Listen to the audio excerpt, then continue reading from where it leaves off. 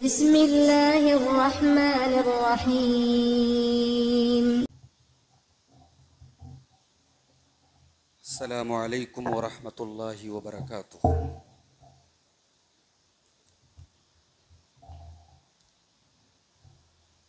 अल्हम्दुलिल्लाह नहमदुहू व नस्तईनुहु व नस्तगफिरुह व नऊज़ु बिल्लाहि मिन शुरूरि अनफुसिना व मिन सय्यिआति अअमालिना। मन यहदिहिल्लाहु फला मुदिल्ल लहु व मन युद्लिल फला हादिय लह। वअशहदु अल्ला इलाहा इल्लल्लाहु वहदहु ला शरीक लह वअशहदु अन्न मुहम्मदन अब्दुहु व रसूलुहु। या अय्युहल्लज़ीना आमनुत्तक़ुल्लाहा हक़्क़ तुक़ातिही वला तमूतुन्न इल्ला व अंतुम मुस्लिमून। या अय्युहन्नासुत्तक़ू रब्बकुमुल्लज़ी ख़लक़कुम मिन नफ़्सिन वाहिदा व ख़लक़ मिन्हा ज़ौजहा व बत्त मिन्हुमा रिजालन कसीरन व निसाअ वत्तक़ुल्लाहल्लज़ी तसाअलून बिही वल अरहाम इन्नल्लाहा कान अलैकुम रक़ीबा। या अय्युहल्लज़ीना आमनुत्तक़ुल्लाहा व क़ूलू क़ौलन सदीदा युस्लिह लकुम अअमालकुम व यग़फ़िर लकुम ज़ुनूबकुम व मन युतिइल्लाह व रसूलहु फ़क़द फ़ाज़ फ़ौज़न अज़ीमा। अम्मा बअदु फ़इन्न ख़ैरल हदीथ किताबुल्लाह व ख़ैरल हदी हदी मुहम्मदिन सल्लल्लाहु अलैहि वसल्लम व शर्रल उमूरि मुहदतातुहा व कुल्ल मुहदततिन बिदअह व कुल्ल बिदअतिन ज़लालह व कुल्ल ज़लालतिन फ़िन्नार। अऊज़ु बिल्लाहि मिनश शैतानिर रजीम। बिस्मिल्लाहिर रहमानिर रहीम। या अय्युहल्लज़ीना आमनू क़ू अन्फुसकुम व अहलीकुम नारन वक़ूदुहन नासु वल हिजारह अलैहा मलाइकतुन ग़िलाज़ुन शिदादुन ला यअसूनल्लाहा मा अमरहुम व यफ़अलून मा युअमरून।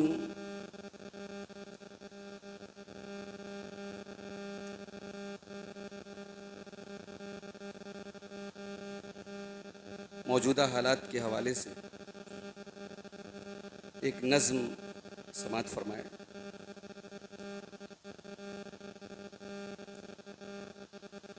ऐ बहनों मेरी तुम क्यों ईमान गंवा बैठी, कुफ्फार से चाहत के जज्बात जगा बैठी।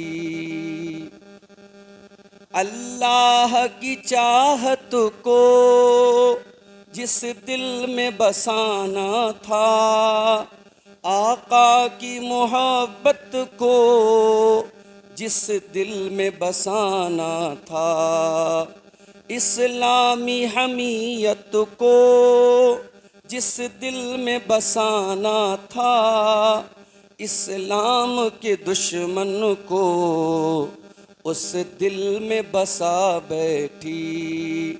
ऐ बहनों मेरी तुम क्यों ईमान गंवा बैठी, कुफ्फार से चाहत के जज्बात जगा बैठी। ये कैसी है दानाई, ये कैसी फरासत है, अपनों से अदावत है गैरों पे इनायत है। नफरत है गुलाबों से, कांटों से मोहब्बत है। जिसकी न दवा कोई, वो रोग लगा बैठी। ऐ बहनों मेरी तुम क्यों ईमान गंवा बैठी।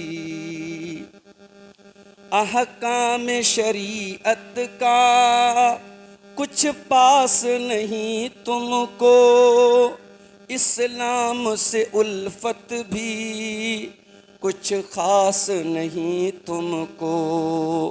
मरना है तुम्हें एक दिन, एहसास नहीं तुमको। मखलूक की यादों में खालिक को भुला बैठी। ऐ बहनों मेरी तुम क्यों ईमान गंवा बैठी। बदकारी की लज्जत में तुम इतनी हुई अंधी। मगरिब की सकाफत में तुम इतनी हुई अंधी।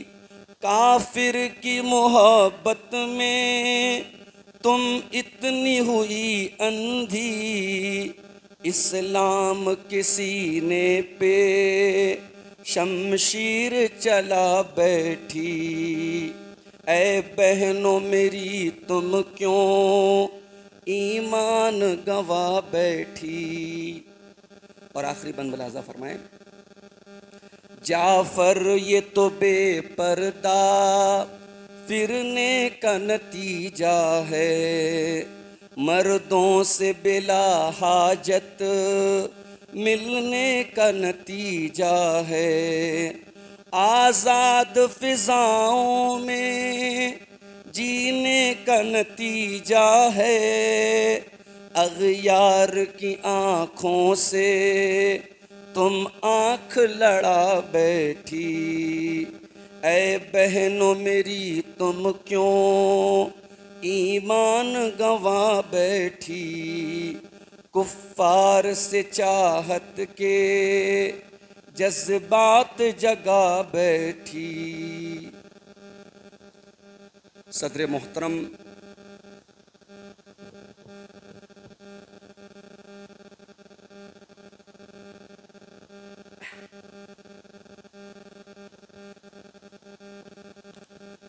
सदर मोहतरम मौलमाए किराम, मोहतरम बुज़ुर्गों, नौजवान साथियों, माँ और बहनों, प्यारे बच्चों, मऊ की सरजमीन पर पिछले कुछ दिनों से कुछ मजबूरियों की वजह से दीनी प्रोग्राम और मजलिसें बहुत कम मुनक्किद हो रही।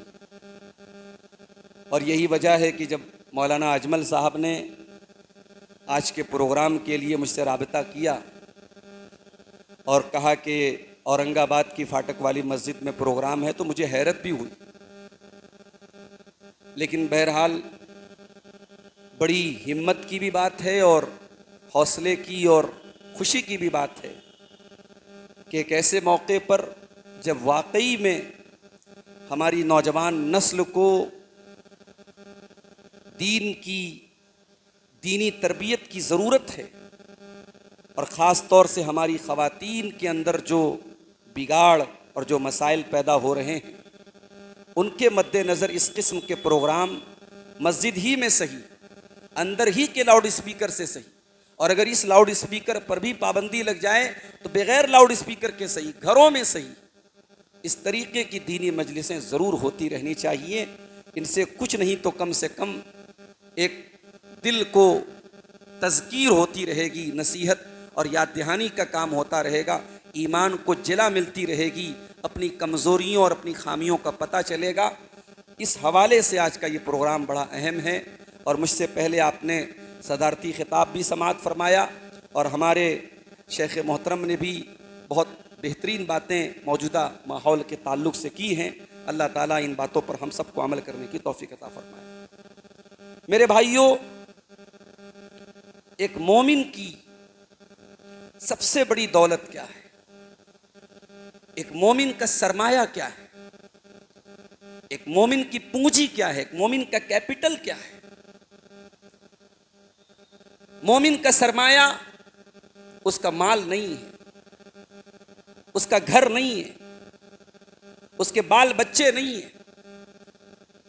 ये तमाम चीजें सेकेंडरी हैं। एक चीज ऐसी है कि उस चीज को हासिल करने के लिए माल, जायदाद, घर बार, रिश्तेदार, बाल बच्चे सबको कुर्बान किया जा सकता है। और वो दौलत है ईमान की दौलत। ये वो दौलत है जिसे मरते दम तक हमें बचा के रखना है, संभाल के रखना है। कभी आपने गौर किया, खुतबे मसनूना में कुरान की 3 आयतें हमारे सामने पढ़ी जाती, उसमें जो पहली आयत है सूरह आले इमरान की, उस आयत में भी हमें यही पैगाम दिया गया, या अय्युहल्लदीना आमनुत्तकुल्लाह हक्क तुकातिह वला तमूतुन्न इल्ला व अंतुम मुस्लिमून। ऐ ईमान वालो, अल्लाह से डरो जैसा कि उससे डरने का हक है, और तुम्हें मौत ना आए मगर इस्लाम की हालत में। मरते दम तक तुम्हें इस्लाम को बचा करके रखना है।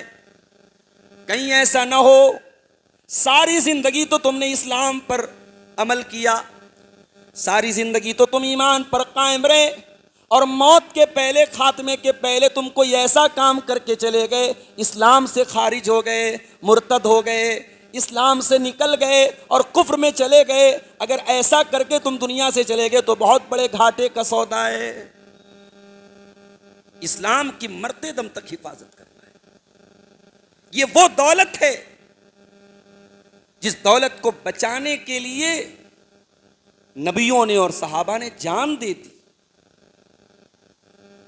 और ये वो दौलत है जिसकी हिफाजत की दुआएं करते थे अल्लाह के पैगंबर और अल्लाह के अंबिया और रसूल। इब्राहीम अलैहिस्सलाम की वो दुआ आपको याद है कि नहीं याद है? वजुनुबनी व बनी अन्नाबुदल असनाम।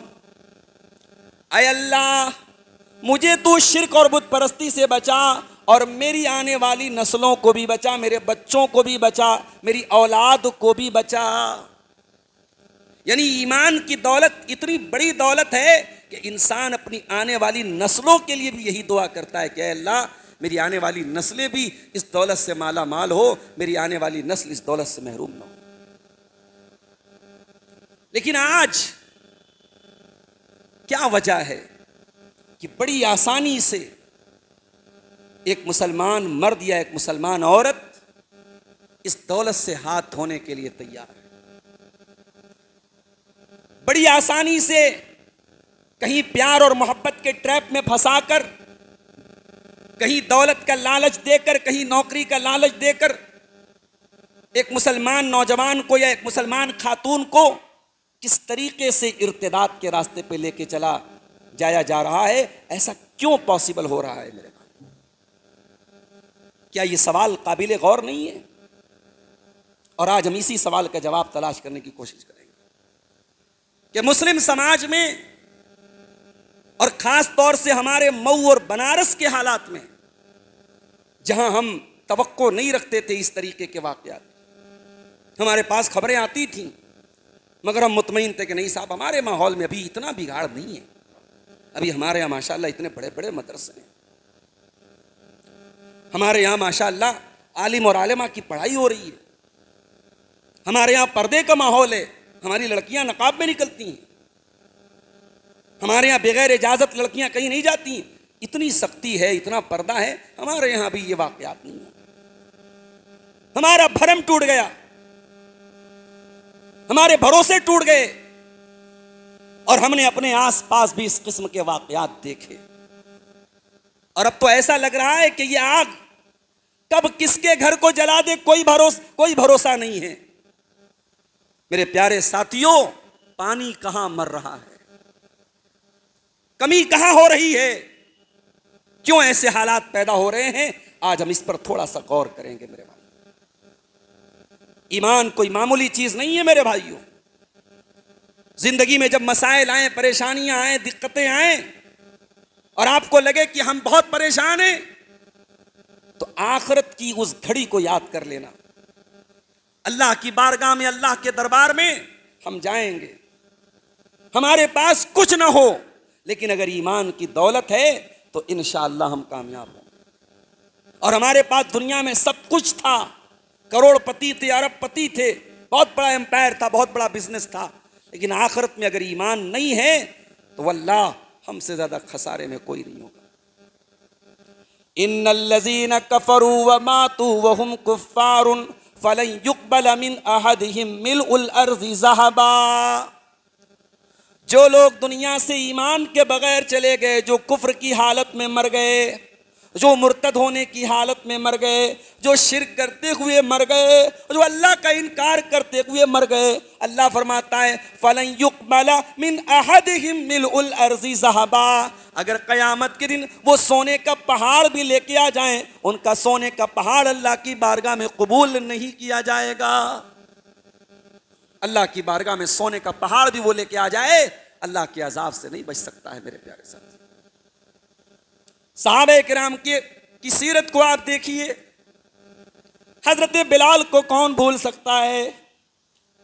बिलाल कोई हैंडसम और स्मार्ट नौजवान तो नहीं थे मेरे नौजवान भाइयों, बिलाल कोई खूबसूरत नौजवान नहीं थे। बिलाल काले कलूटे थे, हबशा के रहने वाले थे। बिलाल जिस्मानी एतबार से बहुत ज़्यादा स्मार्ट और हैंडसम नहीं थे, मगर बिलाल के सीने में जो दिल था वो दिल ईमान से लबरेज था, वो दिल अल्लाह और उसके रसूल की मोहब्बत से लबरेज था।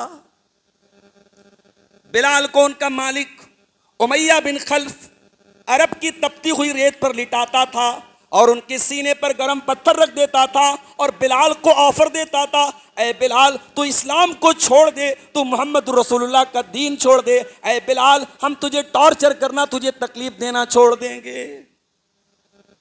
बिलाल का जवाब क्या होता था?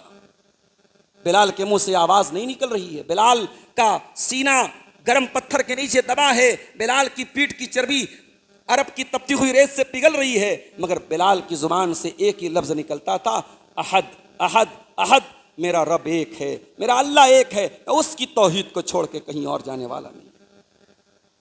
ये सहाबे किराम थे मेरे भाई। उन्हीं सहाबे किराम में हजरत सुहैब रूमी रजी अल्लाह ताला अन्हु थे। ये मक्का से जब मदीना जाने लगे, अपना माल, अपना असासा, अपनी जिंदगी भर की कमाई लेके जाने लगे। मक्का वालों ने कहा कहां जा रहे हो? कहा मदीना जा रहा हूं, अपने नबी के पास जा रहा हूं। कहा कि ऐ सुहैब तुम हमारे बीच में रहे, कारोबार किया, बिजनेस किया, पैसा कमाया, अब सब कमाई धमाई लेके जाना चाह रहे हो मदीना? हम नहीं जाने देंगे। कहा फिर क्या करोगे? कहा माल छोड़ना पड़ेगा। हजरत सुहैब रूमी रजी अल्लाह ताला अन्हु ने एक मिनट भी नहीं सोचा मेरे भाई, सारी जिंदगी की कमाई पल भर में मक्का के काफिरों के हवाले कर दी और तही दस्त होकर के, खाली हाथ होकर के मक्का से मदीना पहुंचे। जब मदीना पहुंचे, अल्लाह के प्यारे नबी से मुलाकात हुई। अल्लाह के प्यारे नबी ने अपने इस सहाबी को गले लगाया और अपने इस सहाबी के बारे में फरमाया, रबिह तल बैया, रबिह तल बैया, ऐ सुहैब मुझे अल्लाह की तरफ से बता दिया गया है कि तूने अपनी जिंदगी की सारी कमाई को मक्का में छोड़ करके तू खाली हाथ मदीना आया है। ऐ सुहैब तूने फायदे का सौदा किया है, तूने कोई घाटे का सौदा न किया है। ऐ सुहैब तूने सारी दौलत को कुर्बान करके ईमान को बचा लिया है। ऐ सुहैब तूने फायदे का सौदा किया है। ईमान वो दौलत है मेरे भाई, सारी जिंदगी की कमाई कुर्बान कर दी हजरत सुहैब ने, एक लम्हे के लिए तवक्कुफ नहीं किया, एक लम्हे के लिए उनको कोई कंफ्यूजन नहीं हुई। मेरी प्यारी माँ बहनों, आज हमारी कोई बहन अगर मुर्तद हो रही है, ये सिर्फ गुस्से का मकाम नहीं है, ये सिर्फ बातें करने का मकाम नहीं है, ये सोचने का मकाम है कि ये हालात कैसे पैदा हो गए। हमारी तारीख ऐसी तो न थी, हमारी तारीख में तो ऐसी औरतों के वाक़यात मिलते हैं जिन्होंने अपना सब कुछ कुर्बान कर दिया मगर तौहीद को कुर्बान न किया। हमारी तारीख तो सुमैया बिन्त खय्यात की मिसाल पेश करती है। ये सुमैया कौन है?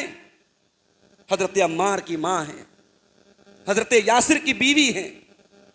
इनको कैद कर दिया गया, जंजीरों में, रस्सियों में बांध दिया गया। सामने शौहर है, सामने जवान बेटा है। और अबू जहल ने सुमैया को धमकी दी कि ऐ सुमैया, इस्लाम नहीं छोड़ेगी तुझे नंगा कर दूंगा तेरे जवान बेटे के सामने। सुमैया बूढ़ी हो चुकी है, 60-65 साल की उम्र है। जवान बेटा सामने खड़ा है। बेटा मजबूर है, शौहर मजबूर है, ये खुद मजबूर हैं।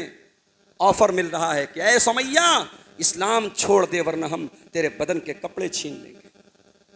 सुमैया को उनके जवान बेटे के सामने बरहना कर दिया गया। कितनी बड़ी अज़ियत रही होगी एक माँ के लिए। मेरे प्यारे भाइयों, उस औरत ने इस अज़ियत को तो कबूल कर लिया मगर ईमान को नहीं छोड़ा। और फिर चश्मे फलक ने वो मंजर भी देखा कि जवान बेटे के सामने उसकी मां को बरहना करके बड़ी बेदर्दी से उसको शहीद कर दिया गया। और अल्लाह की राह में सबसे पहला खून अगर किसी खातून का गिरा है मेरे प्यारे भाइयों, वो हजरत सुमैया बिन्त खय्यात का गिरा है। अल्लाह की राह में पहली शहीद होने वाली खातून है हजरत सुमैया रजी अल्लाह ताला अन्हा। हमने तो इस्लामी तारीख में ऐसी औरतों को देखा है। आज मऊ के हालात बदल गए मेरे भाई, तकल्लुफ आ गया हमारे अंदर बनावट आ गई, वो सादगी गई, वो हया गई, वो गैरत गई, वो जो पहचान और इम्तियाज था हमारा वो धीरे धीरे रुखसत हो गई। अब हम भी मॉडर्न होने लगे, अब हम भी तरक्की याफ्ता होने लगे। अब बुराई के तमाम अड्डों पर हमारे घरों की बहू बेटियां और हमारे घर के नौजवान लड़के लड़कियां भी जाने लगे। हमारी तारीख तो ऐसी औरतों के वाकयात भी पेश करती है। जंग उहद का मैदान है, एक औरत आती है, उसका बेटा उस मैदान जंग में शहीद हुआ है। बेटा शहीद हुआ है, बेटे की लाश लेने के लिए, बेटे को देखने के लिए आती है और चेहरे को ढांप करके आई है, चेहरे का पर्दा करके आई है। किसी ने कहा कि अम्मा तेरा बेटा शहीद हुआ है और तुझे पर्दे की पड़ी है, तुझे चेहरे के ढांपने की पड़ी है, तू चेहरा कवर करके और चेहरा ढांप करके आई है। तो वो औरत जवाब देती है, इन्नी रुज़ी तो इब्नी वलम उर्जा हयाई, मैंने अपने बेटे को खोया है, मैंने शर्म हया को नहीं खोया है। मेरी शर्म हया जिंदा है, मेरी शर्म हया बाकी। मसला ये है मेरे भाइयों, ईमान की जो लज्जत होती है, ईमान की जो मिठास होती है, ईमान के साथ जो रिश्ता होता है वो हमारा बहुत कमजोर होता चला जा रहा है। ये रिश्ता जब मजबूत होता है ना, ईमान के साथ जब इंसान का रिश्ता मजबूत होता है तब इंसान इस रिश्ते को बचाने के लिए कुर्बानियां देता है। आप गौर कीजिए, मूसा अलैहिस्सलाम फिरौन के दरबार में खड़े हैं, जादूगरों ने अपनी अपनी रस्सियों को जमीन पर फेंका, उनकी रस्सियां सांप बन गई। हजरत मूसा अलैहिस्सलाम ने अपने असा को अल्लाह के हुक्म से जमीन पे डाला, उनका असा जो है एक बहुत बड़े अजदहे की शक्ल इख्तियार कर लेता है और उन जादूगरों के तमाम सांपों को निगल लेता है। फवक़अल हक़ व बतल मा कानू यामलून, जादूगरों ने देख लिया कि हमने जो पेश किया था वो जादू था और मूसा ने जो पेश किया है वो जादू नहीं है, वो अल्लाह की ताकत है, वो अल्लाह का मोजज़ा है, अल्लाह की तरफ से दिखाया गया करिश्मा है। फ़उल्क़ियस्सहरतु साजिदीन, तमाम के तमाम जादूगर सजदे में गिर पड़े। क़ालू आमन्ना बिरब्बिल आलमीन रब्बे मूसा व हारून, सारे के सारे जादूगरों ने अल्लाह की बारगाह में सजदा किया और कहा कि हम रब्बुल आलमीन के ऊपर ईमान लाते हैं, हम मूसा के रब के ऊपर ईमान लाते हैं, हम हारून के रब के ऊपर ईमान लाते हैं। फिरौन को बड़ा गुस्सा आया। फिरौन ने कहा तुम्हारी हिम्मत कैसे हुई, मेरी इजाजत के बगैर तुमने मूसा का दीन कैसे कबूल कर लिया? इसका मतलब कि तुम मूसा के साथ पहले से सांठ गांठ करके आए थे। ऐ जादूगरों कान खोल करके सुन लो, लउसल्लिबन्नकुम अजमईन, मैं तुम सबको फांसी पे चढ़ा दूंगा। लउक़त्तिअन्न अयदियकुम व अर्जुलकुम मिन खिलाफ, मैं तुम्हारे हाथ और पैर कटवा डालूंगा, दाहिना हाथ और बायां पैर और बायां हाथ और दाहिना पैर कटवाऊंगा, तुम्हारे हाथ पैर कटवा के तुमको सूली पे चढ़ा दूंगा।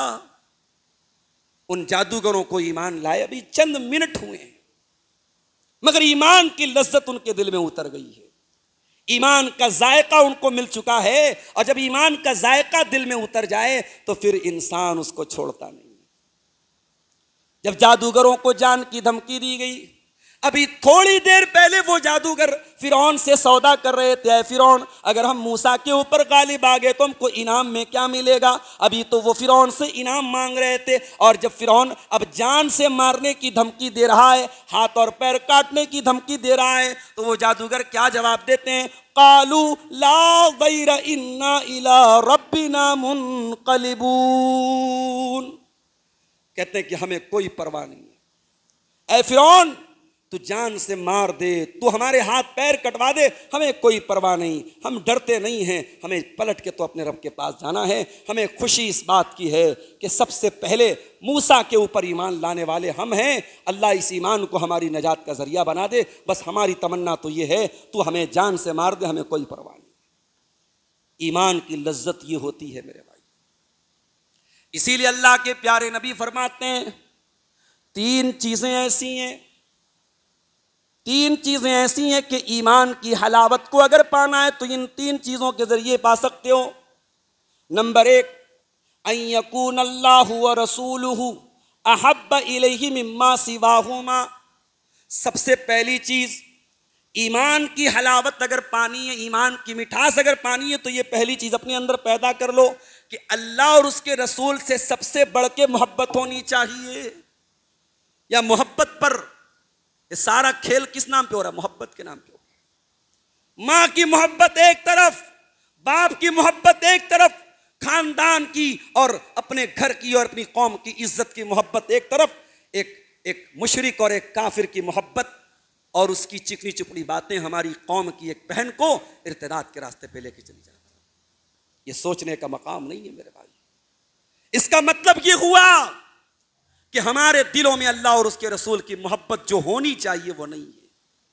अल्लाह और उसके रसूल की मोहब्बत इतनी होनी चाहिए, अन यकून अल्लाहु व रसूलुहु अहब्ब इलैहि मिम्मा सिवाहुमा, कि दूसरी तमाम चीजों से ज्यादा अल्लाह और उसके रसूल की मोहब्बत होनी चाहिए। हजरत खुबैब इब्न अदी का वाकया याद कीजिए। सूली पे चढ़ाया जा रहा है, खुबैब से पूछा जाता है, खुबैब कोई आखिरी ख्वाहिश हो तो बता दो। खुबैब कहते हैं, आखिरी ख्वाहिश है कि 2 रकात नमाज पढ़ लूँ, अपने रब के सामने सजदा कर लूँ। क्या कोई बात नहीं, नमाज पढ़ लो। हजरत खुबैब ने हल्की हल्की 2 रकातें पढ़ी और जब सलाम पेरा, कहा कि ऐ मक्का के काफिरो, मैं और लंबी नमाज पढ़ता, मगर तुम ये सोचते कि मैं मौत के डर से नमाज को लंबा कर रहा हूं, इसलिए मैंने लंबी नमाज नहीं पढ़ी। मक्का के काफिरों ने कहा, खुबैब अगर तुम एक बात अपनी जुबान से निकाल दो तो हम तुम्हें बचने का एक मौका दे सकते हैं। कहा क्या बात है? कहा अगर तुम ये कह दो कि मेरी जगह आज मुहम्मदुर रसूलुल्लाह होते और उनको सूली पे चढ़ा दिया जाता, अगर तुम इतनी बात अपनी जबान से निकाल दो तो हम तुम्हें छोड़ने पर गौर कर सकते हैं, हम तुम्हें रिहा कर सकते हैं। अल्लाह अकबर। सहाबे किराम कैसे लोग थे मेरे भाई, क्या उनको मौत से डर नहीं लगता था? आज कितने लोग हैं जो सहाबे किराम पर उंगलियां उठा रहे हैं। बड़ी तेजी से हमारे नौजवान ऐसे लोगों से इंप्रेस हो रहे हैं, मुतासिर हो रहे हैं। साहब फलाने साहब तो ऐसी बातें बता रहे जो कभी उलमा ने नहीं बताई। हमारे मऊ में इतने बड़े बड़े आलिम हैं, इन लोगों ने नहीं बताई, वो फला साहब बताते हैं। कौन बताते हैं? जो हजरत माविया को गालियां देता। अभी एक वीडियो मैंने उसका सुना, उसने कहा कि यजीद का बाप, अब तो हजरत माविया का नाम भी नहीं लेता वो इंसान, कहता यजीद का बाप वो तो ऐसा था कि अगर मैं फलां किताब की रिवायत पेश कर दूं तो ईमान बचाना भी मुश्किल हो जाएगा। यानी वो इंसान हजरत माविया को उनका ईमान भी मानने को तैयार नहीं। और ऐसे लोगों को हमारा नौजवान उनसे इंप्रेस हो रहा है, उससे मुतासिर हो रहा है और कह रहा है साहब ये तो वो बात बता रहे जो उलमा नहीं बताते। यकीनन उलमा ऐसी बातें नहीं बता सकते। उलमा आपको अल्लाह की मोहब्बत बताएंगे, रसूल की मोहब्बत बताएंगे, सहाबा की मोहब्बत बताएंगे। सहाबा से नफरत करना, सहाबा पर तबर्रा करना, सहाबा से बदगुमानी करना, सहाबा के ईमान पर कमेंट करना, ये तो उलमा कभी आपको नहीं बताएंगे मेरे भाई।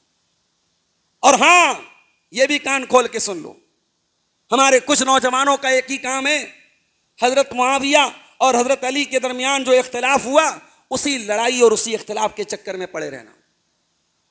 ढूंढ ढूंढ करके ऐसी रिवायतें निकालना और ऐसे वाकयात निकालना कि फला जंग में ये हुआ, फला जंग में ये हुआ।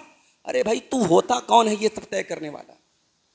तू अभी अकीदे की मोटी मोटी बातें नहीं जान रहा, नमाज का तरीका तुझे आता नहीं है, दीन की बेसिक नॉलेज तेरे पास नहीं है, और तू सहाबा के दरमियान होने वाले झगड़ों का फैसला करने के लिए निकला है। तू है कौन? तेरी औकात क्या है? तू न 3 में है न 13 में है। ये वो मुकद्दस हस्तियां थी मेरे भाइयों, जिनके जन्नती होने की गारंटी कुरान देता है, जिनके जन्नती होने की गारंटी नबी अकरम ने दी है। अपनी जबानों को काबू में रखो मेरे भाई। सहाबा वो थे। हजरत खुबैब कहते हैं, मक्का के काफिरों, तुम ये कहते हो कि मेरी जगह मोहम्मद रसूलुल्लाह आज फांसी पे और सूली पे चढ़ जाते, अरे मैं तो ये भी गवारा नहीं करता कि मेरी जान बच जाए और मेरे नबी के पांव में कांटा भी चुभोया जाए और उसके बदले में मेरी जान बख्श दी जाए, मैं तो ये भी गवारा नहीं करता। तो मेरी जगह सूली देने की बात करते हो। ईमान की मिठास पाना है मेरे भाइयों, तो ये पहला काम करना पड़ेगा, अल्लाह से सबसे ज्यादा मोहब्बत और उसके रसूल से सबसे ज्यादा मोहब्बत। नंबर 2 फरमाया, व अन युहिब्बल मरअ ला युहिब्बुहु इल्ला लिल्लाह। किसी इंसान से मोहब्बत करो तो अल्लाह के लिए करो। रिश्तेदारी की वजह से किसी से मोहब्बत है वो तो होती रहती है, किसी से कारोबार है, उससे लेन देन है, उससे फायदा हो रहा है, उससे प्रॉफिट हो रहा है, उससे मोहब्बत है, तो ये कोई खास बात नहीं है। लेकिन किसी इंसान से इसलिए मोहब्बत है कि वो ईमान वाला है, वो मोमिन है, वो नेक है, वो दीनदार है, वो आलिम है, वो अल्लाह के दीन की खिदमत कर रहा है, उसके जरिए अल्लाह के बंदों को फायदा हो रहा है, अल्लाह के लिए किसी से मोहब्बत हो रही है। अल्लाह के नबी फरमाते हैं, अगर ये चीज तुम्हारे अंदर है, तुम किसी से मोहब्बत अल्लाह के लिए करते हो, तो ये भी ईमान की मिठास की दलील है। और तीसरी चीज फरमाया, वो अन यकरहा अन यऊदा फिल कुफ्रि कमा यकरहु अन युक़ज़फ़ फिन्नार। जिस तरीके से इंसान आग में डाले जाने को नापसंद करता है, उसी तरीके से इस्लाम कबूल करने के बाद अब कुफ्र के रास्ते पर जाने को नापसंद करे। यानी कितनी बड़ी अफसोस की बात है मेरे भाई। एक मुवहिद आदमी, एक तौहीद वाला आदमी जो तौहीद की अहमियत को समझता हो, वो शिर्क कैसे कर सकता है? जो अल्लाह अकबर का नारा लगाता है, जो ला इलाहा इल्लल्लाह का नारा लगाता है, जो एक अल्लाह के आगे अपनी पेशानी झुकाता है, वो किसी पत्थर के बुत के आगे खड़ा होकर के कैसे हाथ जोड़ सकता है? किसी जानवर की इबादत कैसे कर सकता है? किसी नदी की इबादत कैसे कर सकता है? चूंकि चीजें रिकॉर्ड हो रही हैं, बहुत सारी बातें मैं बयान नहीं कर सकता, लेकिन आप कभी अक्ल के एतबार से भी आप कंपैरिजन कीजिए। अक्ल क्या कहती है, हमारा दिमाग क्या कहता है, हमारी कॉमन सेंस क्या कहती है? ये शिर्क करने वाले, ये पत्थरों की और जानवरों की और शर्मगाह की इबादत करने वाले, जरा उनके हालात देखिए, जरा उनके मजहबी इज्तिमाआत देखिए। अभी सावन का महीना चल रहा है, हमारे बनारस में बड़ा रश है, आप उनके इज्तिमाआत देखिए और आप एक तरफ लब्बैक अल्लाहुम्मा लब्बैक कहने वाली सदाओं को देखिए, कितना फर्क है मेरे भाई। इस्लाम की ये नेमत अगर इसको कोई खो देता है मेरे भाइयों, तो ये इसका मतलब ये है कि उसकी बुद्धि भ्रष्ट हो गई है, उसका दिमाग खराब हो चुका है, उसकी अक्ल का सत्यानाश हो चुका है। अब आइए हम कुछ असबाब देखते हैं कि हमारी कौम में जो ये इर्तिदाद की लहर पैदा हो रही है, उसकी वजह क्या है। उसकी सबसे पहली वजह जो मुझे समझ में आ रही है, मखलूत तालीम। अभी आपके मऊ के एक साहब ने कहा, मौलवी साहब माफ कीजिएगा, मुझे तालीम से बड़ी एलर्जी है। तालीम से हमारी कौम में बड़ा बिगाड़ हुआ है। माफ कीजिएगा, तालीम से बिगाड़ नहीं हुआ है, तालीम से बिगाड़ नहीं हुआ है, हाँ तालीम के मिस यूज से बिगाड़ हुआ है। हमारी लड़कियां आला तालीम हासिल करें, यह गलत नहीं था। वो आला तालीम हासिल करके इस्लाम उनको दकियानूस नजर आने लगे, कुरान उनको दकियानूसी की किताब नजर आने लगे, उनको पर्दा जहर लगने लगे, उनको इस्लामी शरीयत जहर लगने लगे। ये प्रॉब्लम है। अभी आप यकीन करें, एक साहब ने फेसबुक का एक स्क्रीनशॉट मुझे भेजा, कोई हमारे दूसरे मसलक के एक भाई ने इसी मऊ के एक वाक़े की तरफ इशारा करके कहा कि साहब अब तो गैर मुकल्लिद लड़कियां भी भाग रही हैं। अब कहाँ गया तुम्हारा वो दावा कि हमारी लड़कियां मस्जिदों में, हमारी औरतें मस्जिदों में जाती हैं और जुमा में जाती हैं, इसलिए हमारे यहाँ ये वाक़यात नहीं हो रहे हैं। अब आप देख लो, आपकी कौम में और आपके मसलक में भी ये वाक़यात हो रहे हैं। यानी इस कदर बेगैरत हो चुका है मुसलमान कि इस तरीके के वाकयात को मसलकी एंगल से देख रहा है। हम आज भी अपनी इस बात पर कायम हैं कि हमारी कौम की बेटियों को आपने दीन के प्लेटफॉर्म से नहीं जोड़ा है। यह बहुत बड़ी वजह है कौम की बेटियों के मुर्तद होने की। नबी ने मस्जिदों के दरवाजे औरत पर बंद नहीं किए थे, आपने बंद किए हैं। नबी के दौर में जुमा की नमाज में औरतें आती थी, पंजवक्ता नमाज में आती थी, औरतों के दुरूस होते थे। आज उम्मत की 90% औरतों के लिए दरवाजे बंद कर दिए गए मस्जिद के। जुमा के खुतबे में वो नहीं आ सकती, दुरूस में वो नहीं जा सकती। आज उनके लिए मस्जिदों के दरवाजे बंद हैं। क्या ये बहुत बड़ी वजह नहीं है कौम की बेटियों की मुर्तद होने की? उसको मुकल्लिद और गैर मुकल्लिद का एंगल दे रहे हो और आप मजाक उड़ा रहे हो। ये कौम कहां जाएगी मेरे भाई? अगर कोई दाढ़ी वाला चोरी करे, कोई हाजी साहब चोरी करे, कोई माथे पर सजदे के निशान वाला चोरी करे, जिम्मेदार उसकी दाढ़ी नहीं होगी, जिम्मेदार उसकी नमाज नहीं होगी, जिम्मेदार उसका हज नहीं होगा। एक हाजी और एक नमाजी और एक दाढ़ी वाला अगर गलत काम करे तब भी वो गलत काम है। उसकी वजह से दाढ़ी और हम नमाज पर सवाल नहीं उठाएंगे मेरे भाई। मखलूत तालीम, आपके मऊ में बहुत सारे ऐसे इदारे हैं जहां बड़ी बड़ी लड़कियां और लड़के साथ में पढ़ रहे हैं। इस्लाम का कॉन्सेप्ट नहीं है, इस्लाम का कॉन्सेप्ट नहीं है कि लड़के लड़कियां साथ में पढ़ें जब तक वो छोटे हैं। अरे इस्लाम तो इतना पाकीज़ा दीन है। बच्चे 10 साल के हो गए, बच्चे 10 साल के हो गए, और मैं कभी कभी इस हदीस को पढ़ता हूं तो गौर करता हूं कि हमारे प्यारे नबी सल्लल्लाहु अलैहि वसल्लम का ज़हन कहां तक जाता था। आज हमारे समाज का बहुत बड़ा मसला इग़लामबाजी का मसला भी है। इस कौम के अंदर इग़लामबाजी के जरासीम भी इस कौम के नौजवानों को बर्बाद कर रहे हैं। लड़कों के अंदर यह गंदगी बड़ी तेजी से पनप रही है और आज बाकायदा हुकूमतें और अदालतें इसको लाइसेंस दे रही हैं।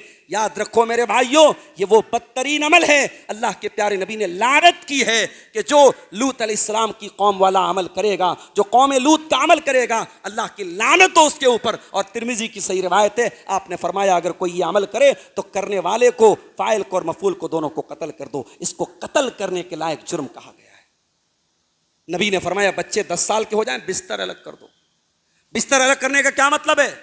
लड़का लड़का भी एक बिस्तर पे ना सोए। इस्लाम की नजर वहां तक है जहां तक आपकी नजर नहीं जाती है।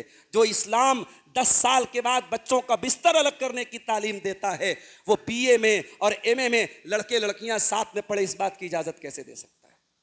और आप यकीन रखें, जब आपकी बेटियां इन कॉलेजों में जाती हैं तो वहां बहुत सारे गैर मुस्लिम लड़के उनकी हेल्प करने के लिए तैयार बैठे। आपका लड़का जाएगा, उसको हेल्प नहीं मिलेगी। आपकी बुर्का नशीन बेटी जाएगी, उसका गैर मुस्लिम भाई उसका भाई बन के पहले उसके सामने आएगा, उसकी मदद करेगा। यह बड़ा आसान ट्रैप है जिसमें हमारी कौम की बेटियों को फंसाया जा रहा है। इसलिए इस्लाम मखलूत तालीम की इजाजत नहीं देता है। अपनी कौम को मखलूत तालीम से बचाइए मेरे भाई। मुस्लिम लड़कियों का जॉब करना, बहुत सारे घरों में यह मामला भी चल रहा है। लड़की काम कर रही है, लड़की मदरसे में पढ़ा रही है, लड़की नौकरी कर रही है, और बाप इसलिए शादी में ताखिर कर रहा है कि ये सोने का अंडा देने वाली मुर्गी है। मैं कहता हूं ऐसा बाप बेगैरत है जो अपनी बेटी की कमाई खाने की वजह से उसकी शादी में ताखिर करे। उससे बड़ा दयूस और उससे बड़ा बेगैरत कोई बाप नहीं हो सकता है। मेरा जुमला नोट कर लो मेरे भाइयों, ये सहाबा का दौर नहीं है, ये ताबईन का दौर नहीं है। एक जमाना था गुनाह करने के ऑप्शन लोगों के पास कम थे। आज गुनाह करने के हजारों ऑप्शन है और हलाल ऑप्शन सिर्फ एक है, और वो निकाह का ऑप्शन है। और उस एक निकाह के ऑप्शन को अगर आपने मुश्किल बनाया अपने रस्म व रिवाज के चक्कर में, अपनी झूठी शान के चक्कर में, लड़की का रिश्ता आ रहा है, अच्छा लड़का है, अच्छा कमाने वाला लड़का है, दीनदार घर है, सब कुछ ठीक है, मगर साहब घरवा वैसा नहीं है, हमारे बराबर के लोग नहीं, हमारे स्टेटस के लोग नहीं हैं। इस तरीके की बातें करके औरतें रिश्तों को रिजेक्ट कर देती हैं। कितने दीनदार लड़के आज वो रिश्ता, शादी के लिए उनके घर वाले परेशान हैं, रिश्ते नहीं मिल रहे। कई खूबसूरत लड़की है, दीनदार लड़की है, तो साहब उनको बहुत ही यानी करोड़पति अरबपति आदमी चाहिए। अल्लाह के प्यारे नबी फरमाते हैं, इज़ा खतब इलैकुम मिम्मन तरदौन दीनहु व खुल्क़हु फज़व्विजूह। जब तुम्हारी बेटियों के लिए ऐसा रिश्ता आ जाए, लड़का दीनदार है, लड़का बाखलाक है, तो जल्दी से निकाह कर दो। इल्ला तफालू, अगर तुम ऐसा नहीं करोगे, तकुन फितनतुन फिल अर्ज़ी, तो ज़मीन के अंदर फितना फैल जाएगा, वह फसादुन अरीज़, और बहुत बड़ा फसाद फैल जाएगा। मैं फिर से वही बात कह रहा हूं, हराम ऑप्शन बहुत सारे हैं, आप रोक नहीं पाएंगे। आज आप अपने कौम के बच्चे और बच्चियों को इन हराम ऑप्शन से रोकना बहुत, कितनी नजर रखेंगे आप? ये इंस्टाग्राम, ये फेसबुक, ये व्हाट्सएप, ये सोशल मीडिया, ये मोबाइल, कौन सा घर बचा है मेरे भाई? कौन सी फैमिली बची है? कौन सी लड़की बची है? कौन सा लड़का बचा है? इन फितनों के दौर में कभी कभी माँ बाप को समझदारी से काम लेना चाहिए। इस्लाम में मोहब्बत करके शादी का तसव्वुर नहीं है। आज लोग सवाल करते हैं, मौलवी साहब किसी लड़की से मोहब्बत हो जाए तो शादी कर सकते हैं कि नहीं? हमारा सीधा सा जवाब है, ये इस्लाम का कॉन्सेप्ट नहीं है। इस्लाम का कॉन्सेप्ट नहीं है कि पहले मोहब्बत की जाए फिर शादी की जाए। इस्लाम का कॉन्सेप्ट ये है, लड़की का रिश्ता लड़की के घर वाले तय करेंगे, लड़की का गार्जियन तय करेगा। लड़का खुद भी रिश्ता की बात चला सकता है, मगर लड़के के वालिदैन है तो वो हकदार हैं। मोहब्बत करके शादी करने का कॉन्सेप्ट नहीं है। मगर हम हालात से भी आंखें नहीं चुरा सकते। आज का एक ऐसा दौर है जिस दौर में मोबाइल और सोशल मीडिया ने हमारे नौजवान लड़के और लड़कियों को आपस में जोड़ दिया है। अगर कोई लड़की ये कहती है कि मैं फला लड़के से शादी करना चाहती हूँ, या अपनी माँ से या अपनी बहन से ख्वाहिश का इजहार करती है, और दीनी एतबार से वो लड़का इस लायक है कि उससे रिश्ता किया जा सकता है, कोई खराबी नहीं है, तो घर वालों को जिद नहीं करनी चाहिए। घर वालों को इसको अना का मसला नहीं बनाना चाहिए कि साहब हम इसकी इजाजत कैसे देते हैं, हमारे लेवल का रिश्ता नहीं है। ये लेवल क्या होता है भाई? हजरत अली रजी अल्लाह तआला अन्हु से अल्लाह के नबी अपनी सबसे छोटी बेटी की शादी करते हैं। हजरत अली बिल्कुल गरीब हैं, उनके पास कुछ नहीं है, महर में देने के लिए भी कुछ नहीं है, लेकिन अखलाक है, दीनदारी है, तकवा है, बहादुरी है। नबी ने सबसे लाडली बेटी का निकाह हजरत अली से किया। तो रिश्तों में दीन देखो मेरे भाइयों। और अगर लड़का लड़की की कोई ऐसी चाहत है कि वो रिश्ता कहीं आपस में करना चाहते हैं और उस रिश्ते में शरान कोई खराबी नहीं है, तो वालिदैन समझदारी से काम लें, उसको अना का मसला ना बनाएं। दूसरी बात ये, हमारे घरों में रिश्ते नाते की पूरी कमांड किसके हाथ में? औरतों के हाथ में। शादी ब्याह की ये रस्मों रिवाज, बारात के खाने और जहेज और दुल्हन की डाल और गहना जेवर, इन तमाम चीजों की कमांड किसके हाथ में? औरतों के हाथ में।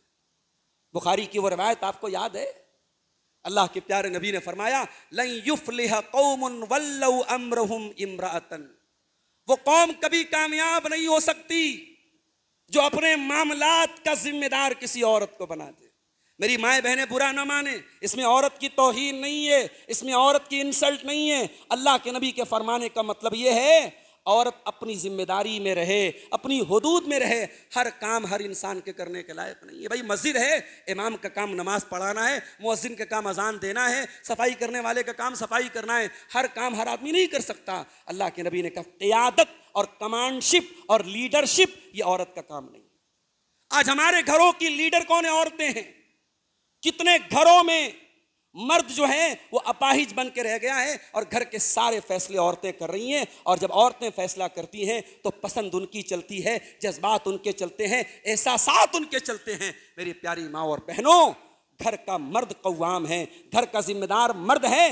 मर्द की चाबी उसके हाथ से लेने की कोशिश मत कीजिए। रिश्ते नाते में एक बैलेंस बना रहे और शादी ब्याह में एक बैलेंस बना रहे। इसी मऊ के लोगों ने मुझे बताया कि यहाँ लड़कियों के रिश्ते लेके जाना मायूब माना जाता है। लड़की वाले कहीं रिश्ता लेके नहीं जाते। अगर लड़की का रिश्ता लड़के वाले लेके नहीं आए, लड़की को बिठाए रह जाएंगे मगर उसकी शादी नहीं कराएंगे। क्या ये अपने ऊपर एक बोझ डालना नहीं है? क्या ये शरीयत का कोई उसूल है? क्या अल्लाह के नबी ने और सहाबा ने अपनी बेटियों के रिश्ते नहीं पेश किए सहाबा के सामने? क्या नबी ने अपनी बेटियों के रिश्ते नहीं पेश किए सहाबा के सामने? क्या जहालत है मेरे भाइयों, किस दौर में जिंदगी गुजार रहे हैं। यहाँ जिना करना आपकी सोच से ज्यादा आसान है। कदम कदम पे जिना के अड्डे खुले हुए हैं। जिस दौर में जिना इतना आसान हो, उस दौर में आप निकाह को इतना मुश्किल करके चल रहे हैं। इसी मऊ में हमने वो दौर भी देखा। हमारे पास मऊ से फोन आ रहा था, बोली साहब डेली थाने पर कोई एक शादी हो रही है, घर वालों की मर्जी के बगैर लड़के लड़की भाग के थाने पे शादी कर रहे हैं। क्या तब भी हमें ये बात समझ में नहीं आई? लॉकडाउन में हमने बनारस में देखा, बड़े सिंपल तरीके से शादियां होगी।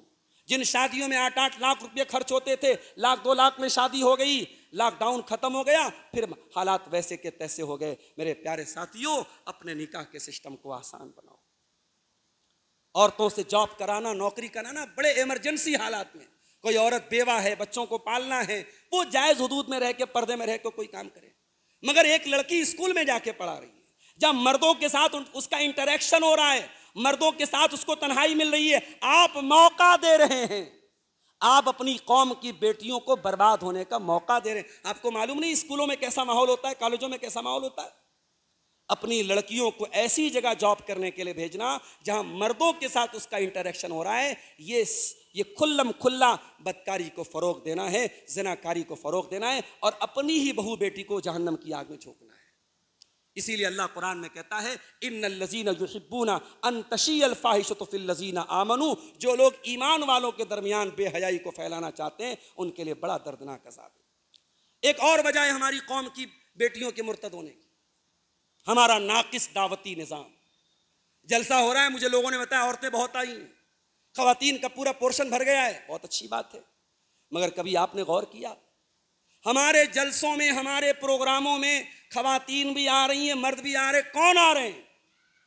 जो दीनदार तबका है, जिसके दिल में दीन की मोहब्बत है कि चलो साहब औरंगाबाद की मस्जिद में प्रोग्राम हो रहा है, वो औरतें जो दीनी प्रोग्रामों में जुड़ी हैं वही आ रही हैं। अभी भी बहुत सारी हमारी नौजवान बहनें ऐसी है जो इस तरीके के प्रोग्रामों में नहीं जाती हैं, नाम नहीं सुनना चाहती।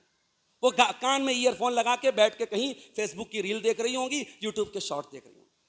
हमारा दावती जो निज़ाम है, हमारे जो प्रोग्राम है, हमें उन लड़कियों को खींच के लाना है इन प्रोग्रामों में। हमारे वो नौजवान जो जलसों में आमतौर से आ रहे हैं, बहुत अच्छी बात है, हम उनका वेलकम करते हैं।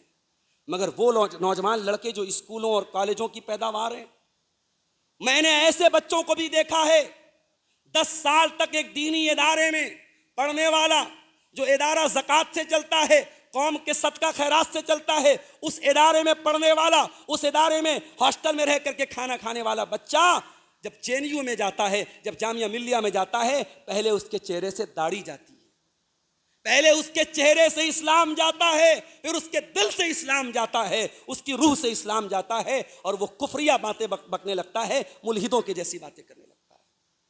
हमें उन लोगों को दीन से कैसे जोड़ा जाए, कॉलेज के कैंपस तक और स्कूल की लड़कियों तक हम दीन को कैसे पहुंचाएं, इस पर हमें गौर करने की जरूरत है। जुमा का खुतबा हो रहा है, अल्हम्दुलिल्लाह मऊ की अक्सर मस्जिदों में औरतों का, अहले हदीस मस्जिदों में तो औरतों का इंतजाम है, बहुत अच्छी बात है।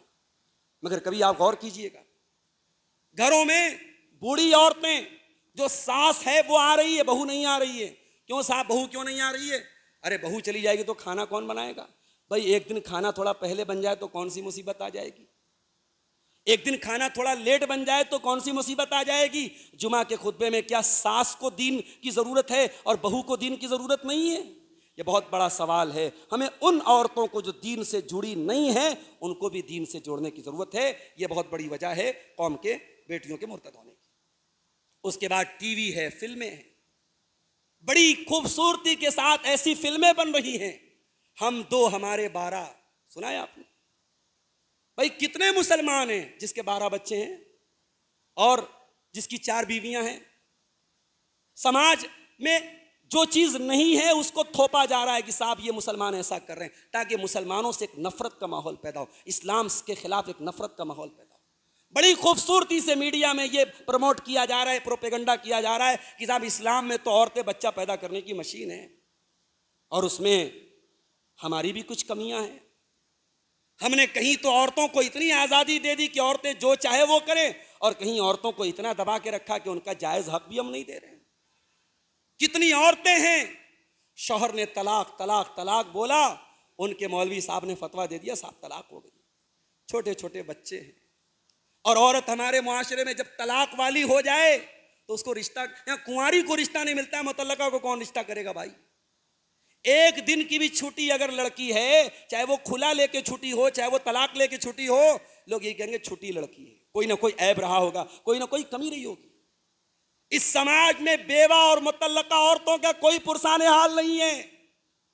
माफ करना मेरे भाइयों, हम बड़ी बड़ी बातें कर रहे हैं, मगर उन बेवा और मुतल्लका औरतों का शरीयत ने जो हक दिया है कि उससे कोई दीनदार आदमी शादी करे, उस बेवा औरत के घर में राशन का अनाज, राशन की किट पहुंचा देने से मसला नहीं हल होगा।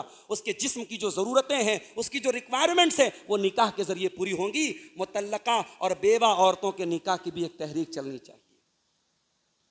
आपके मुंह में एक चीज़ मैं और भी देख रहा हूँ, हर घर में चूंकि सऊदी जाने का माहौल है, माशी मसाइल हैं, इनकार तो नहीं किया जा सकता। रोजी रोटी के मसाइल हैं, आदमी की रोजी रोटी का मसला है, वो सऊदी चला गया। अब मर्द सऊदी अरब में काम कर रहा है, ज्वाइंट फैमिली सिस्टम है, घर में देवर भी हैं, घर में जेठ भी हैं, और उसकी बीवी यहां ससुराल में रह रही है। अब मुझे आप बता दें कि यह शरीयत की रूह से कितना सही है। ये कितना सही है कि आपने, एक तो ये अपने आप में ये खुद बहुत बड़ी कमी की बात है कि 2-2 साल तक शौहर अपनी बीवी से दूर रहे। ये शौहर के लिए भी बहुत बड़ा फितना है, बीवी के लिए भी बहुत बड़ा फितना है। लेकिन चलो यहाँ माशी मजबूरी है, उसके बारे में हम क्या कर सकते हैं, एक रोजी रोटी का मसला है। मगर मैं तो बाज़ ऐसे लोगों को जानता हूं मेरे भाई, उन्होंने पूरी जवानी के अय्याम गुजार दिए सऊदी में और दुबई में काम करके। बच्चे बड़े हो गए, बच्चों ने बाप की शक्ल तक ढंग से नहीं देखी। 2 साल में 3 साल में बाप आया, 1 महीना छुट्टी गुजारा, फिर चला गया। ये कोई जिंदगी नहीं है मेरे भाई।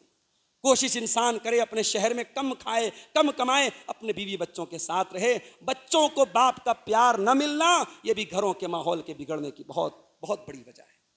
बाज घरों में मर्द है ही नहीं है, घर का सौदा सरफ जवान बेटियां जा रही हैं लेने के लिए। क्या ये फितना नहीं है? क्या ये घर को बदकारी की आग में झोंकना नहीं है? समाज तो ऐसे घरों पे नजर रखता है, समाज का वो तबका जिसकी नजरें खराब हैं, जिसकी नीयत खराब है, इस किस्म की लड़कियों और इस किस्म की औरतों की ताक में रहता है। और आप ऐसे मनचले और ऐसे जो है ठरकी लोगों को आप मौका दे रहे हैं। इसलिए मेरे भाइयों, कोशिश ये होनी चाहिए कि अगर शौहर बाहर रह रहा है तो फिर उसकी बीवी का ससुराल में रहने का कोई मतलब नहीं है।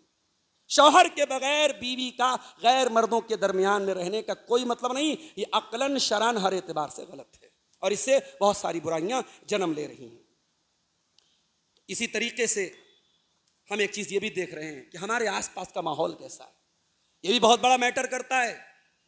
बनारस में मैं बाज ऐसी बस्तियों को जानता हूं जहां मुसलमान रहे, वहां आसपास में मुसलमान नहीं थे, वहां कोई मुसलमान फैमिली गई, उनके घरों में गैर इस्लामी त्यौहार, गैर इस्लामी रस्में होने लगी।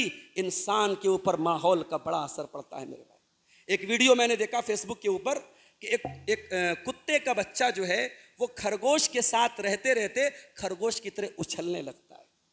उस वीडियो का कैप्शन यही था कि देखिए, संगत का असर इसको बोलते हैं। कुत्ते का बच्चा खरगोश की देखा देखी खरगोश की तरह उछल उछल के चलने लगता है, क्योंकि खरगोश को वो देख रहा है। इसी तरीके से कुत्ते का बच्चा मुर्गा के साथ रह करके जब सुबह मुर्गा बांक देता है, कुकड़ुकू की आवाज निकलता है, तो कुत्ता का बच्चा भी उसकी आवाज निकालता है। ये संगत का असर होता है।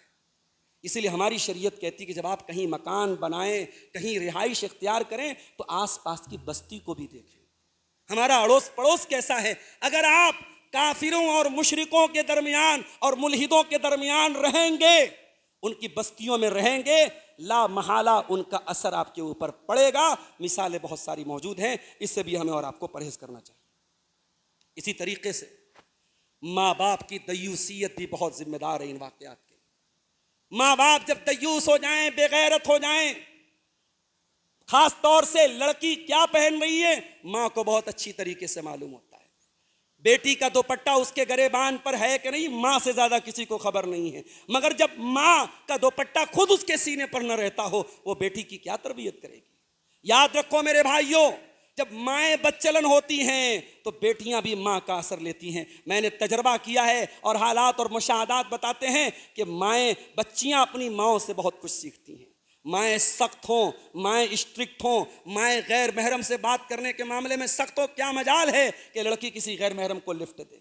माँ अपनी बच्चियों को कंट्रोल कर सकती है। माँ अगर ढीली पड़ गई, माँ की रस्सी ढीली पड़ गई, या माँ बेगैरत बन गई, शादी ब्याह का माहौल है, जवान बेटी है, ऐसा गाउन पहने हुए है, ऐसा फ्रॉक पहने हुए, पूरी बॉडी नजर आ रही है, पूरी आस्तीन नजर आ रही है, पूरी पीठ और पेट नजर आ रहा है, पूरे बदन के आज़ा नजर आ रहे हैं। क्या माँ को नहीं मालूम मेरी जवान बेटी कैसा कपड़ा पहने हुए है?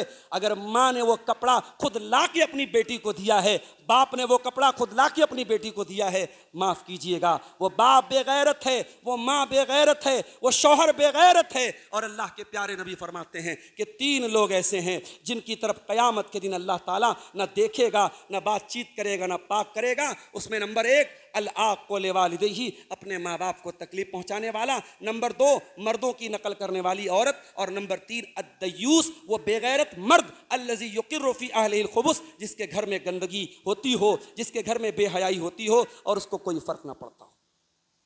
एक और वजह है, एक और वजह हमारी कौम की बेटियों के मुर्तद होने की। बड़ी तेजी के साथ हमारी कौम के बच्चे और बच्चियों में यह एहसास डाला जा रहा है कि हम बड़े मजलूम हैं, दूसरे लोग हमारे ऊपर हावी हैं। मेरी 5 साल की बच्ची है, कभी मोबाइल पर यूट्यूब चलाता हूं तो कहती है अब्बा वो फ़लस्तीन वाली नज़म लगाओ। फ़लस्तीन में क्या हो रहा है, हमारी बच्चियां उसका एहसास हमारी बच्चियों को है। वो गज़ा के ऊपर कोई नज़्म है, वो हमारी बच्ची कहती है 5 साल वाली, अब अबू वो लगाइए आप। यानी बच्चों के दिमाग में भी ये डाला जा रहा है कि मुसलमान बड़े मजलूम हैं। ये एक सोची समझी चाल है। मेरे भाइयों, हम अपनी कौम के दिलो दिमाग में एक किस्म की मायूसी भर रहे हैं। मायूसी भरने की जरूरत नहीं है। अरे क्या हमारी तारीख में ऐसा दौर नहीं, इससे बुरे दौर आए हैं। न इस्लाम मिटा है, न मोहम्मद रसूलुल्लाह का दीन मिटा है, न कुरान मिटा है, न तौहीद मिटी है।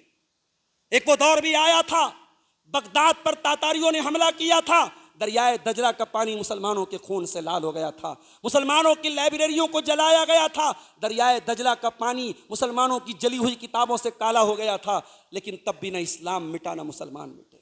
इसलिए ये जो फिक्री यलगार है और इस्लाम के खिलाफ ये मीडिया की शक्ल में, सोशल मीडिया की शक्ल में, प्रिंट मीडिया की शक्ल में, इलेक्ट्रॉनिक मीडिया की शक्ल में, आप देखिए बड़े बड़े न्यूज़ चैनल पर प्रोग्राम चल रहे हैं और उस प्रोग्राम में कोई आदमी आता है, कहता है मैं एक्स मुस्लिम हूं, मैं एक्स मुस्लिम हूं, मैं पहले मुसलमान था, अब मैंने इस्लाम को छोड़ दिया। अब वो एक्स मुस्लिम वो इस्लाम पर एतराज़ करता है और न्यूज़ चैनल वाले ही करके मजा लेते हैं कि साहब देखो इस्लाम का मजाक उड़ रहा है। अरे न्यूज़ चैनल वालों, तुम्हारे अंदर वाकई में गैरत है। बहुत सारे लोग इस्लाम कबूल करते हैं, बड़े बड़े बॉलीवुड के सेलिब्रिटीज, बड़े बड़े हॉलीवुड के सेलिब्रिटीज इस्लाम कबूल करते हैं। तुम्हारे अंदर गैरत और हिम्मत है तो जो इस्लाम कबूल करते हैं, एक्स क्रिश्चियन हैं, एक्स यहूदी हैं, एक्स गैर मुस्लिम हैं, जो पहले किसी और मजहब पर अमल करते थे, जरा उनका इंटरव्यू भी अपने टीवी पर दिखाओ कि उन्हें इस्लाम क्यों पसंद आया और उन्होंने इस्लाम क्यों कबूल किया। मगर ये ऐसा नहीं करेंगे। क्यों? वलन तरजा अनकल यहूद वलन नसारा हत्ता तत्तबिया मिल्लतहुम। उनका मकसद है लोगों को इस्लाम से मुतनफ़िर करना, उनका मकसद है कौम के बेटे बेटियों को इस्लाम से दूर करना, और अपने मकसद में बड़ी तेजी से कामयाब हो रहे हैं। अब आइए, तकरीर का आखिरी 5 मिनट बचा है, हम जल्दी जल्दी इलाज क्या है, परेशानी हमने समझ ली, परेशानी की वजह भी हम समझ गए, इसका इलाज क्या है। तो मेरे भाइयों, सबसे पहली जो चीज़ है, हम अपनी बेटियों की तरबियत में मोहब्बत और सख्ती का बैलेंस रखें। बेटियों की तरबियत में इतनी मोहब्बत भी ना हो कि उनकी जायज़ नाजायज़ हर फरमाइश पूरी कर दी जाए, वो बेपर्दा घर से निकले हमें कोई एतराज़ ना हो, वो मखलूत तालीम की तरफ जाना चाहे हमें कोई एतराज़ ना हो, उनके बॉयफ्रेंड हो हमें कोई एतराज़ ना हो, वो रात में मैसेंजर पर गैर महरम लड़कों से चैटिंग कर रही हो हमें इतनी मोहब्बत भी और इतनी सख्ती भी कि हम उसको बिल्कुल घर में कैद करके रख दें, ये मुनासिब नहीं। मैं तो कभी कभी कहता हूं कि जायज़ तफरीह की जगहों पर अपनी पर्दे वाली बीवियों को लेके जाना चाहिए। हमारे यहाँ एक तबका ऐसा है जिसने कहा कि भाई साहब वो घूम रहा है, आदमी घूम रहा है, औरत को कह रहा है कि नहीं साहब उसको हम कहीं नहीं लेके जाते, हमारे यहाँ का माहौल नहीं है। पर्दे की हद में रहकर, पर्दे में रहकर अपनी औरतों को, ये गर्मी का मौसम है, महीनों से बारिश नहीं हो रही, चले जाओ, अल्लाह ने नवाजा है, किसी ठंडी जगह पे चले जाओ भाई, नैनीताल चले जाओ, मसूरी चले जाओ, कोई हरज की बात नहीं है। ये भी दीन का एक हिस्सा है कि अल्लाह के प्यारे नबी अपनी बीवियों को सफर में नहीं लेके जाते थे। तो पर्दा एक ऐसे दौर में जब कितनी लड़कियां नंगी हैं, अपने बदन को दिखा रही हैं, आपकी बेटी, आपकी बहन, आपकी बीवी घर से पर्दे में निकलती है, ये भी बहुत बड़ा जिहाद है मेरे भाई, ये भी बहुत बड़ा जिहाद है, ये भी बहुत बड़ी उसकी कुर्बानी है। इस पर्दे की आप इसको उस औरत के लिए कैद ना बनाएं, उस औरत को का जो जायज़ हक है वो उसको दें। लड़कियों से बास घरों में हम देखते हैं बाप जो होता है ना, बेटी से बात तक नहीं करता है। बेटी क्या पढ़ रही है, उसके स्कूल में क्या मामला चल रहा है, उसकी फीस कैसे अदा हो रही है, सारी चीजें माँ देख रही है, बाप को कोई मतलब नहीं। बाप घर में आता है, बेटों से बात करता है। बाज घरों में ससुर जो होते हैं, भाई ठीक है, ससुर और बहू में शरीयत में एक तो महरम का रिश्ता है, यानी ससुर से पर्दा करने की जरूरत नहीं है बहू को, लेकिन इसका मतलब यह भी नहीं है कि जिस तरीके से चाहे वैसे बहू ससुर के सामने चली जाए, उसको अपने कपड़े वगैरह और अपने पर्दे वगैरह का, अपने जिस्म का तो लिहाज रखना है। लेकिन बाज घरों में क्या होता है, ससुर बहू में बातचीत भी बिल्कुल हराम मानी जाती है। ससुर घर में आता है, खांसने लगता है, खकारने लगता है कि साहब दादाजी आ गए, ससुर आ गए, अब बहू जो है उस कमरे से हट जाए, ये भी एक बिला वजह की सख्ती है। बाज घरों में हमने देखा कि साहब बहू लोग लास्ट में खाना खाएंगी, पहले अब्बा खाएंगे, फिर बेटे लोग खाएंगे, जो बचा खुचा रहेगा। ये कहाँ का इंसाफ है मेरे भाई, आपने क्या उनको जानवर बना दिया उन औरतों को? तो औरतों के ताल्लुक से, लड़कियों के ताल्लुक से हमें एक बैलेंस रखना होगा। बहुत ज़्यादा सख्ती भी मुनासिब नहीं और बहुत ज़्यादा मोहब्बत भी मुनासिब नहीं। और वालिदैन अपनी जिम्मेदारी को महसूस करें मेरे भाई।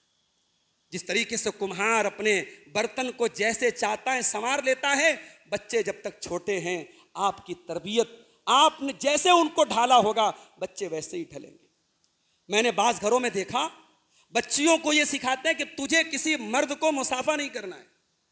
कोई बड़े मौलाना साहब भी आ गए, बच्ची 8 साल की 9 साल की बच्ची है, वो आके सलाम करेगी, मुसाफा नहीं करेगी। उसके माँ ने उसके बाप ने सिखाया है कि देखो तुम्हें किसी मर्द से मुसाफा नहीं करना है।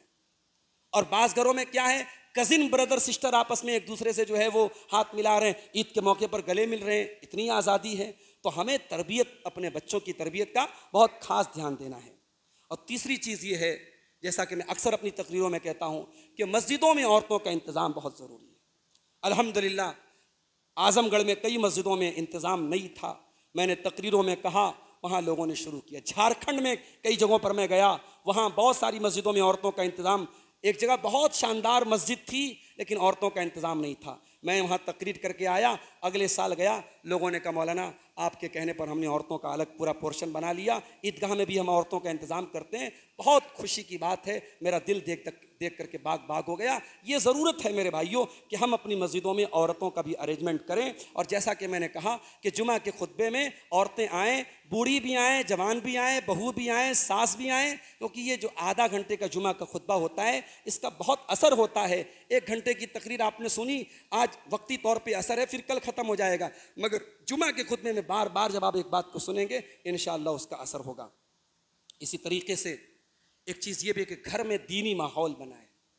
आपके घर का माहौल कैसा है?